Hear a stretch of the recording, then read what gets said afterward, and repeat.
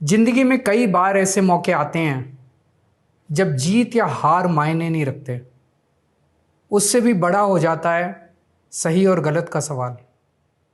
क्या सही है और क्या गलत है? ऐसे समय में हमें ये तय करना होता है कि हम मुश्किल रास्ता चुनेंगे या आसान रास्ता। आज मैं भी एक ऐसे मोड़ पे खड़ा हूँ। आप सब जानते हैं कि मुझे एक झूठे केस में फंसाया गया, मुझे जेल भेज दिया गया, एक चुनी हुई सरकार को गलत तरीके से गिरा दिया गया, हमें कई महीने जेल में रखा, पर आखिरकार सच की जीत हुई। 27 फरवरी को अदालत ने मुझे पूरी तरह निर्दोष घोषित कर दिया। कोर्ट ने कहा केजरीवाल निर्दोष है, केजरीवाल ने कोई भ्रष्टाचार नहीं किया। कोर्ट ने सीबीआई की जांच पे ही सवाल खड़े कर दिए और जांच अधिकारी के खिलाफ एक्शन लेने के आदेश दे दिए। लेकिन सच का रास्ता आसान नहीं होता।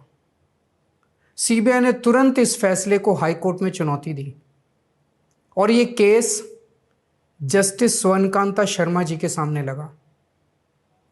तब मेरे मन में एक बहुत बड़ा सवाल उठा,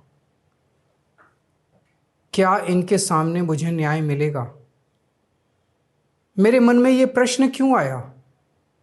इसके कई कारण हैं, पर दो कारण मुख्य हैं।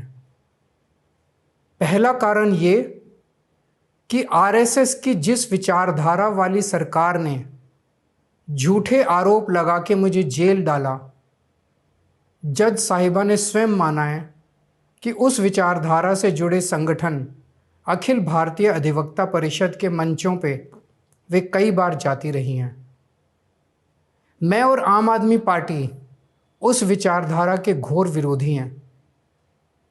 ऐसे में क्या उनके सामने मुझे न्याय मिल सकता है? दूसरा कारण कन्फ्लिक्ट ऑफ इंटरेस्ट। कोर्ट में मेरे विपक्ष में केंद्र सरकार की सीबीआई है और जस्टिस स्वर्णकांता जी के दोनों बच्चे केंद्र सरकार में काम करते हैं। उनके दोनों बच्चे केंद्र सरकार के वकीलों के पैनल में हैं। हमारे सामने कोर्ट में दूसरी ओर से वकील हैं सॉलिसिटर जनरल श्री तुषार मेहता जी। तुषार मेहता जी दोनों बच्चों को केस देते हैं। उन्हें कितने केस मिलेंगे, कौन से केस मिलेंगे, ये तुषार मेहता जी तय करते हैं। भारत सरकार के पैनल में लगभग 700 के करीब वकील हैं, लेकिन जस्टिस स्वर्णकांता जी के बेटे सबसे ज़्यादा केस पाने वाले वकीलों में से एक हैं। उनके बेटे को 2023 से 2025 के बीच लगभग 5,904 केस डॉकेट मिले। इससे उनके बेटे को करोड़ों रुपए की फीस मिली।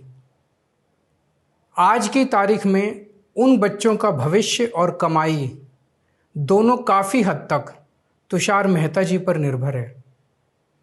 तो किसी के भी मन में ये चिंता स्वाभाविक है कि अगर जज साहिबा के बच्चों की कमाई और उनका भविष्य सामने खड़ा वकील तय कर रहा है, तो क्या जज साहिबा उस वकील के खिलाफ फैसला कर पाएंगी?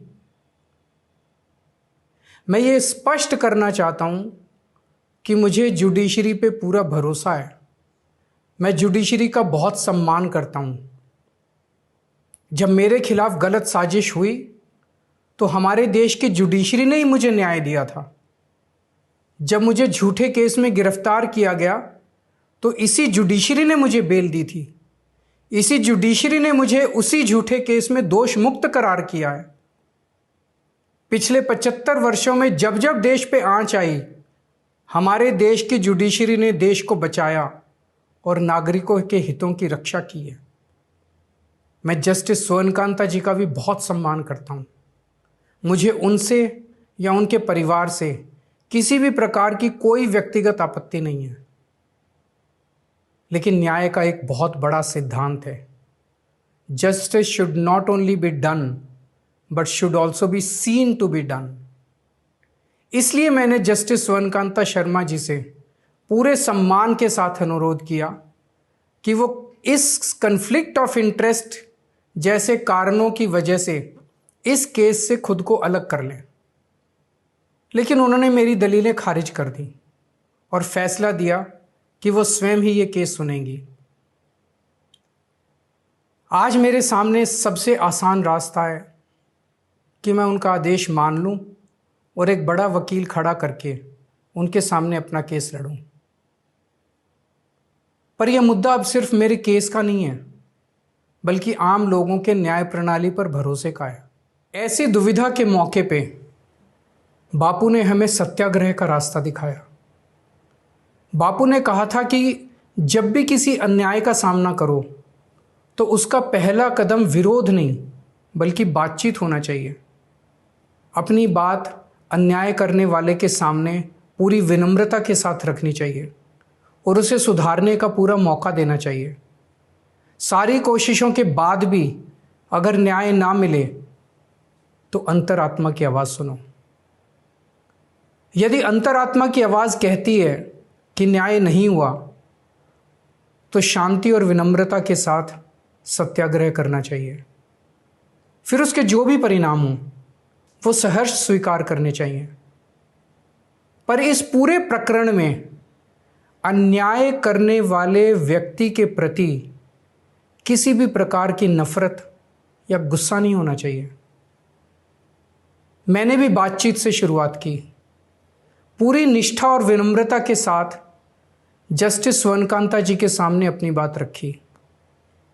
उन्हें इस केस से अलग होने के लिए याचना की। मैंने आग्रह किया कि मेरा केस हाई कोर्ट के किसी भी अन्य जज द्वारा सुन लिया जाए, लेकिन उन्होंने मेरी प्रार्थना अस्वीकार कर दी। उन्होंने फैसला दिया कि वे अपने आप को इस मामले से अलग नहीं करेंगी और ये केस वो स्वयं ही सुनेंगी। उनके दिए गए इस फैसले से मैं पूरी विनम्रतापूर्वक असहमत हूँ। इस पूरे घटनाक्रम के बाद मेरी आशंका और गहरी हो गई है कि क्या उनके सामने मुझे न्याय मिलेगा।